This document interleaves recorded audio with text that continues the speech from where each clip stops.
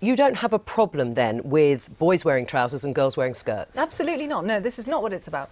In fact, the origin of the campaign came from a girl in a school who refused to let her wear trousers. And she was a bit of a tomboy, and she didn't see that it was fair that she couldn't play football with the boys, because actually when she was wearing the skirt it would sort of fly everywhere. And that's where the campaign started. So it was passed at our Scottish conference. Now it's backed by the Scottish Government, so that's great. And all we're saying is that we think the same thing should happen across the UK. Right. I mean, Ella, why shouldn't children just be allowed to wear what they want? Well, that's a fascinating question in relation to schools. I mean, children should not be allowed to do what they want at school. And no matter what people say about uniform in relation to representative school, I used to work in a school. Most teachers will tell you that uniform is quite fundamental for discipline. It's a way of telling kids that they not only have to fit in and conform and respect authority, which is dirty words today, but I think it's quite important in relation to education. It's also a way of saying that we are all the same, and so no one stands out. And I think, you know, if you're going to advocate for individuals be able to kind of fetishise their individuality in the school system, that's going to give scope for, you know, the abuse of authority. Right, what do you say to that? Uniform should be uniform in that sense? Well, I'm not sure. I've worked in schools that have, I'm a teacher in background, so I've worked in schools that had uniforms, I've had in schools that haven't. I don't think it necessarily, actually, there's much evidence to suggest that what's just been said is true.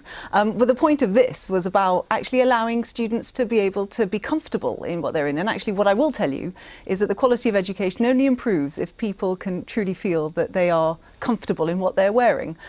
So I think what we heard from Ashley and his policy there is probably my ideal policy, that there would be no specific reference in the uniform to this is what girls wear and this is what boys wear. You just got a list, and, you know, from that list, pick what you like. Is it really, though, about allowing children to wear what they want? It's merely saying you can wear what you want within a strict uniform code, be that trousers or skirts. Yeah, I don't think many people would be utterly disgusted to the point of protest about the fact that boys might wear skirts or girls might wear trousers. This is my point. This is such a storm in the teacup. It's adults putting adult concerns onto children. The gender obsession in schools become crazy. You've just heard someone talking about the fact that this is a minority of students. It's not a big issue. And schools in Bristol who have put up this gender neutral uniform thing, no boys have worn skirts. This is a complete kind of storm in a teacup. And actually, just because it is 2 or 3 students in a school does not mean that or they're none, not important. Or none, or exactly. none in some cases that we know of. And in fact, there is good evidence to show that there are some transgender children who, partly because of these kinds of issues, don't come out until much, much later on, and usually at university when they are able to throw off the shackles of this kind of... I think that, just to interject, I think that might not be a bad thing. You talked about, you opened with talking about confusion. The fact is, we're telling children from a very young age that they have to fetishise and focus on and worry about their gender. Kids in their own homes, kids in their own homes wear what they like, they express their individuality, but at school it's a different environment. So at school, if there is a child who is actively questioning their gender, are we saying that they shouldn't be allowed to do that in the school environment? I think that's entirely unfair. And what I would put to you is that actually a lot of these arguments are arguments that used to be employed against gay people. That if you just allow people to talk about it, somehow it's catching, or that they're going to be confused. Actually, I'm really worried about the way that this narrative has gone down. Or are you putting ideas into children's heads to start? I think that's what's happening. Ideas about what? To think about their gender. Well, let them. What's wrong with way. that? If they are someone who is questioning their gender, is there anything wrong with allowing them to think about it? I think that's fine. Well, what do you think about the gender-neutral uniform policy? Schools should be allowed to make their own decisions on these issues. If they want to go down this pathway, I don't have a big problem with it. But frankly, I don't think it's the most important issue in education. There are far more important things, even in terms of school uniform. I think probably a much more important issue for parents is how much it costs, rather than exactly the nature of it in terms of, you know, gender separation. We've talked about uniform.